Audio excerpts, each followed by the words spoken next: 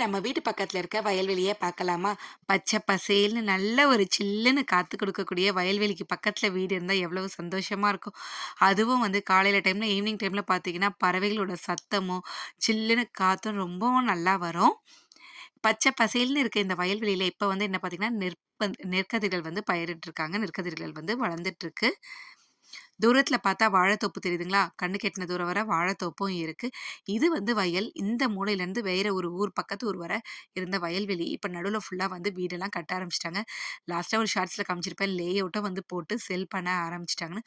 ஒரு சிலர் பிடிவாதமா வயல்வெளியே விக்க மாட்டேன்னு இருந்துட்டு, பயிர் வச்சுட்டு வராங்க. மேக்ஸிமம் என்ன இங்க பயிரிடுறாங்கன்னு பார்த்தீங்கன்னா, நெல்லு வந்து வருஷத்துல ஒரு வாட்டி விடுறாங்க. அதுக்கு அடுத்து வந்து வாழைத்தோப்பு. அந்த பின்னால இருக்கிறது ஃபுல்லா வாழைத்தோப்பு.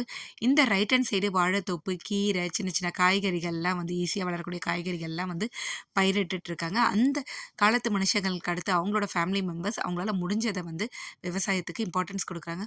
அடுத்தடுத்து வரவங்கலாம் முடியாதவங்கலாம் லேண்ட வந்து செல் பண்ணிடுறாங்க. இப்ப நீங்க நேரா பார்த்துட்டு இருக்க இடத்துல பார்த்தீங்கன்னா வந்து, தென்னங்கன்னு சுத்தி ஊனி வச்சிருக்காங்க. அங்க வந்து எந்த நெற்பயிரும் வந்து இடுறதில்ல. பசங்க கிரிக்கெட் இந்த மாரிலாம் விளையாடிட்டு இருந்தாங்க. அந்த இடத்த கிளீன் பண்ணி தென்னங்கன்னு வந்து ஊனி வச்சிருக்காங்க. நம்ம பெரிய வயல் வாங்கி அத பராமரிக்க முடியலனாலும், வீட்டுக்கு பக்கத்துல ஒரு 2, 3 மரத்த வச்சாச்சும் நம்ம வந்து நாட்டுக்கும் நன்மை செஞ்சுக்கலாம். நமக்கும் இயற்கையான காத்த வந்து வாங்கிக்கலாம். மரம் வளர்ப்போம், நாட்டை காப்போம்.